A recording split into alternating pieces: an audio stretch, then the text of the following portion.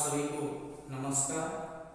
आज की इस वीडियो में आपका स्वागत है और आज इस वीडियो में हम बालक शब्द का अर्थ हिंदी में जानेंगे। मैंने ज़्यादातर देखा है कि जो छोटे छोटे बच्चे होते हैं पहली बार छठी में या फिर पाँचवीं से या शुरू से पढ़ते आ रहे हैं, उनको जो है शब्द तो मिलते हैं और शब्द में भिन्नता उनको पता नहीं चलता, शब्द में क्या प्रभेद है वो पता नहीं चलता। विभक्ति में कुल 21 पद होते हैं, संबोधन को छोड़ करके 7 विभक्तियाँ होते हैं, 3 वचन होता है।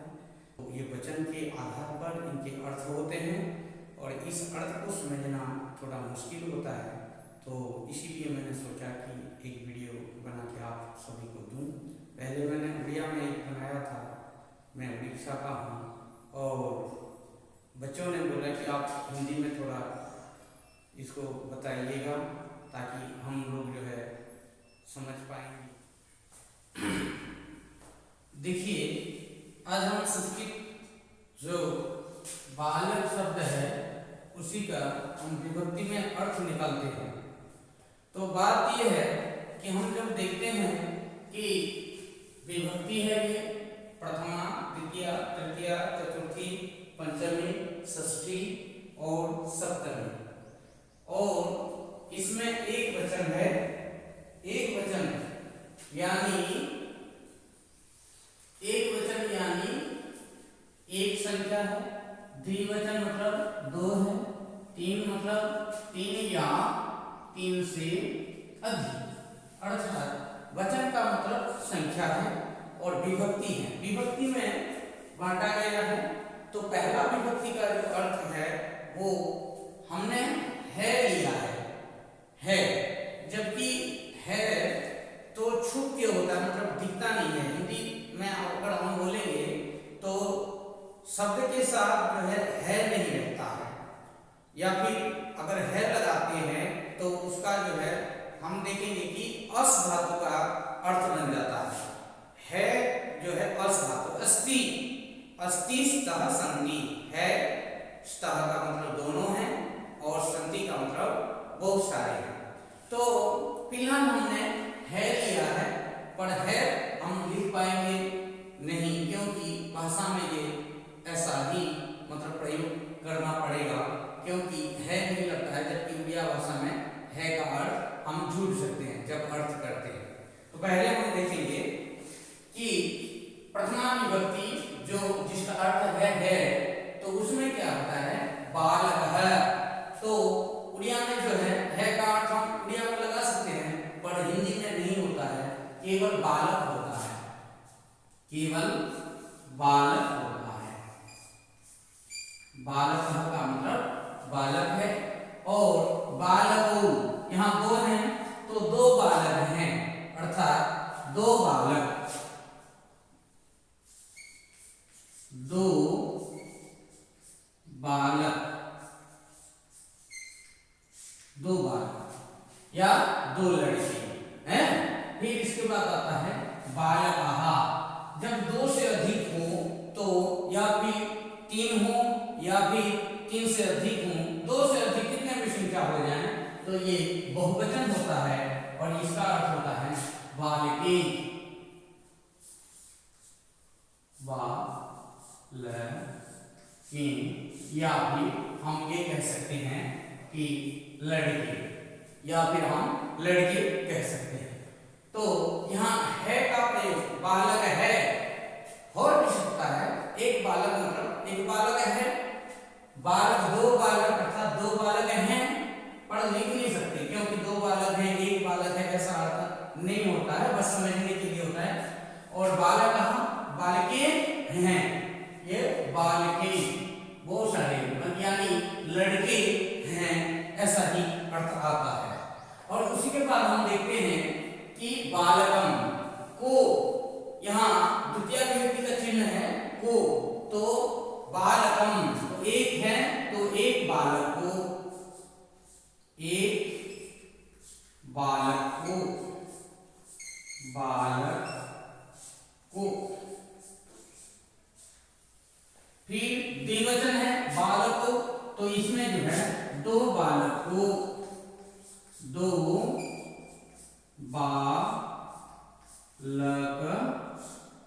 को। फिर बहुवचन है तो बहुत सारे बालक हैं, बालकों को, बालकों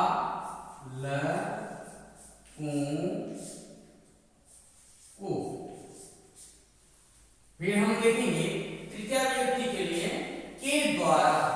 हम कोई भी काम करते हैं तो कराते हैं किसी से, खुद करते हैं कराते हैं तो उसको साधन कहते हैं, तो द्वारा। जैसे बालकः द्विचक्रयानेन गच्छति, लड़का जो है साइकिल से जा रहा है, तो ये इसकी बात होता है।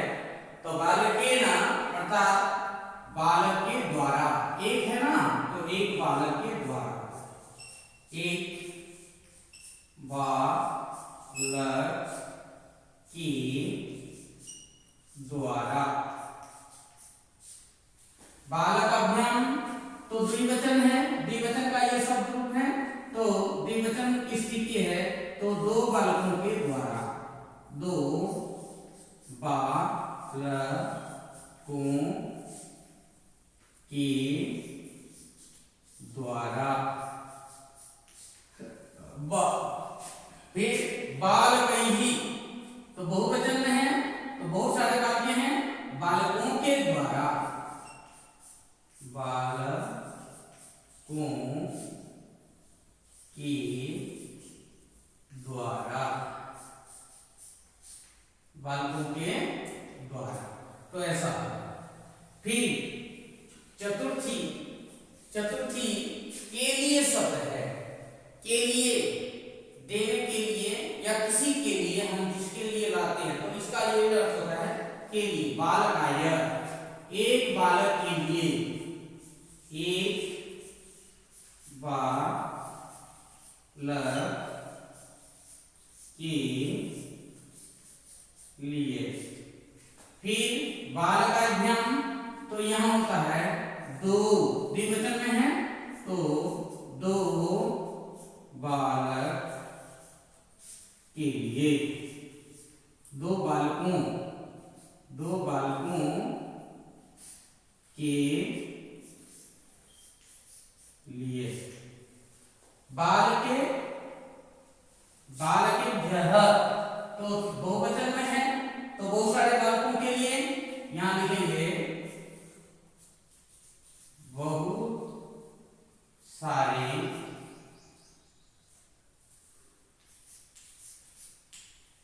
या फिर बालकों के लिए। क्या करेंगे, बहुत सारे बालक के लिए या बालकों के लिए, ऐसे ही लिखेंगे बालकों के लिए, बालकों के लिए। इसके बाद आता है पंचमी, पंचमी से, पंचमी का अर्थ है से, तो वृक्षात् फलं पतति, पेड़ से पत्ते गिर रहे हैं तो अलग होना, तो ये किसी अर्थ को बताता है। से गांव से आ रहा है, विद्यालय से आ रहा है, तो से शब्द का अर्थ होता है। तो यहाँ बालका जो है एक बालक से, एक बालक से। बालकाभ्याम तो इसमें जो है दो बालकों से, दो बालकों से अर्थात दो बालक से। फिर बालकेभ्यः तो बालकों से, बहुत सारे लड़कों से, बहुत सारे बालकों से, तो यहाँ हम लिखेंगे बालकों से, बालकों से, ठीक है। फिर उसके बाद आता है षष्ठी, का या की, लिंग के अनुसार का या की हम प्रयोग करेंगे षष्ठी का, तो इसमें ये होता है का की, तो बालकस्य एक बालक का, एक लड़का का, एक बालक का, एक बालक का। बालकयोः द्विवचन में है तो दो बालकों क्या, तो दो बालकों का, दो बालकों का। फिर आता है बालकानाम। बालकानाम ये बहुवचन में है, तो बहुवचन जो है बालकानाम, तो बालकों की, ठीक है, बहुत सारे लड़कों के या बालकों के, तो यहाँ हम बालकों के करेंगे, बालकों के। तो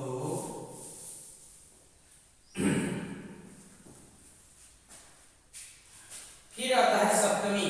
सप्तमी पर, सप्तमी का अर्थ है पर, तो एक बालक पर, एक बालक एक बालक पर।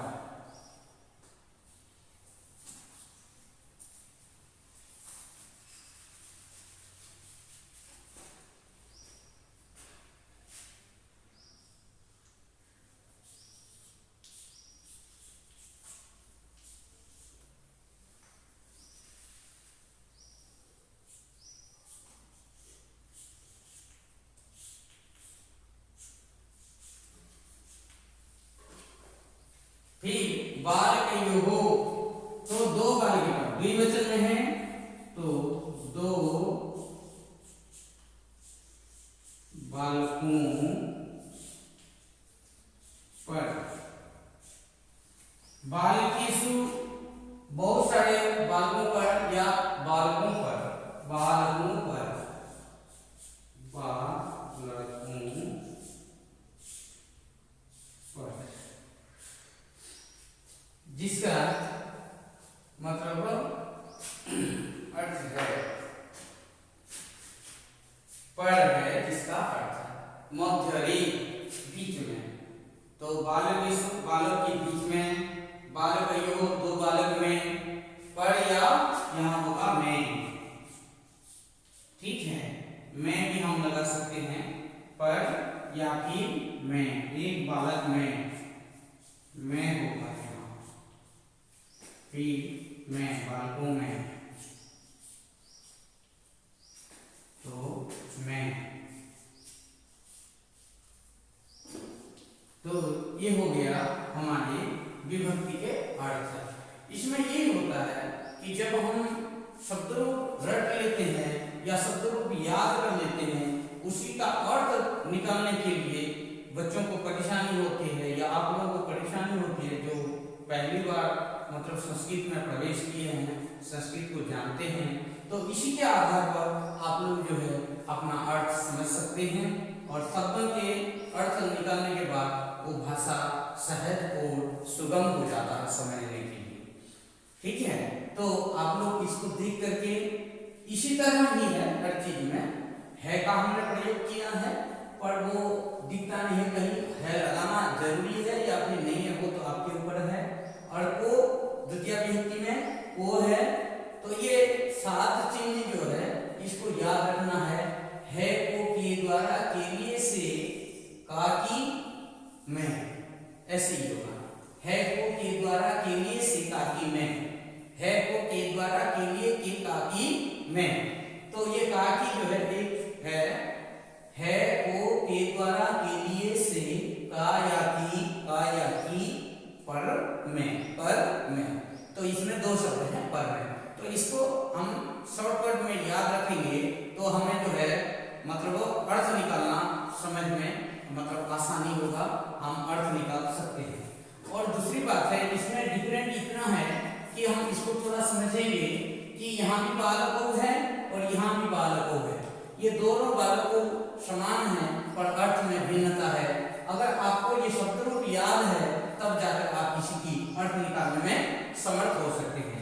दूसरी ये है कि यहाँ बालकाभ्याम है 3, यहाँ 3 बालकाभ्याम है, एक तृतीय व्यक्ति, चतुर्थी व्यक्ति और पंचमी व्यक्ति का, तो इसी का भी इसी तरह आप जो है निकाल सकते हैं। यहाँ भी बालकयोः, ये भी दोनों बराबर के शब्द हैं, अर्थात इसमें रूप बराबर दिख रहा है, और इसमें जो है आप अर्थ आप शब्द रूप को याद करने के बाद प्रयोग करके आप वाक्य में देख के इसका अर्थ निकाल सकते हैं। जो है बाल के व्यह, यहाँ दो प्रकार के हैं, बाल के व्यह दो प्रकार के हैं, तो एक चतुर्थी का है और एक पंचमी का। इसी का भी आप जो है वाक्य की देख करके, वाक्य जब आप देखेंगे संस्कृत की वाक्य, तो उसी के आधार पर इसी का अर्थ अपने आप पता चल जाएगा कि ये चतुर्थी में है या फिर पंचमी है। मैं आशा करता हूँ कि ये आपके लिए मतलब सहायक होगा। आप वीडियो को जरूर देखिए।